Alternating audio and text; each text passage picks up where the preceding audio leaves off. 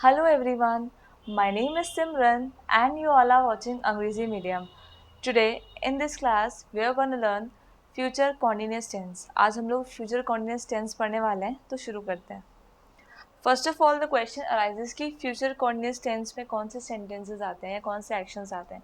So it is all about वो सारी बातें, वो सारे actions जो हम future में कर रहे होंगे. Okay, future में वो चीज़ continuously हो रही होगी या लगातार हो रही होगी. स्ट्रक्चर देखते हैं और एग्जाम्पल से समझते हैं. So structure I we plus shall plus be plus V one plus I N G. Okay, other subjects, others जो भी हैं आपके सब्जेक्ट, उनके साथ will plus be plus V one plus I N G. Okay, ये आपको याद रखना है. Example, as I told you, वो चीज़ हम फ्यूचर में कर रहे होंगे. Okay, like I shall be, मैं कल नॉवल पढ़ रही होंगी इस टाइम पे. ओके, फॉर एग्जाम्पल मैंने कोई ऑनलाइन नॉवल ऑर्डर की है, कल आएगी वो, और आते ही मैं उसको पढ़ना स्टार्ट कर दूँगी तो मैं यही बोलूँगा मैं कल पढ़ रही होंगी इस टाइम पे वो, क्योंकि वो मेरे हाथ में होगी. So like I shall be reading a novel tomorrow at this time. ठीक है, यानी कल इस टाइम पे मैं एक नॉवल पढ़ रही होंगी. सो ये आपका फ्यूचर कॉन्टिन्यूस टेंस हो गया. आई के साथ शेल बी और वी वन और आई एन जी आ गया आपका. Next,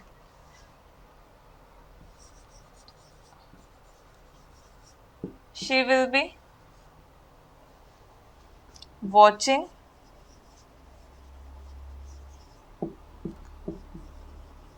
this series tomorrow. Okay, वो देख रही होगी. इतना समझ आया. सो अब हम सेंटेंस फॉर्मेशन देखने वाले हैं. हमको पता है 3 तरीके से हम सेंटेंस फॉर्म करते हैं. Okay, the first one is affirmative. So structure will remain same.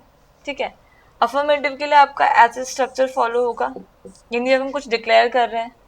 ठीक है, so example like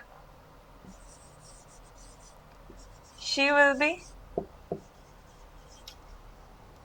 reading this tomorrow. Okay, वो कल रीड कर रही होगी. अब यहाँ पे नेगेटिव सेंटेंस हमें बनाना है, एंड वी ऑल नो कि नेगेटिव का मतलब होता है नॉट, उसमें नॉट ऐड हो जाता है. सो स्ट्रक्चर पूरा का पूरा सेम रहने वाला है. सब्जेक्ट के बाद विल शेल, अब हेल्पिंग वर्ब के बाद हम नॉट लगा देंगे plus be plus V one. बाकी सब सेम रहेगा, सिर्फ हमने इसमें नॉट ऐड कर दिया है. So she will not be reading this, not be reading this tomorrow. Okay, इतना समझ आया आप लोग को? आई होप समझ आया होगा. एंड इंट्रोगेटिव में what you have to do is,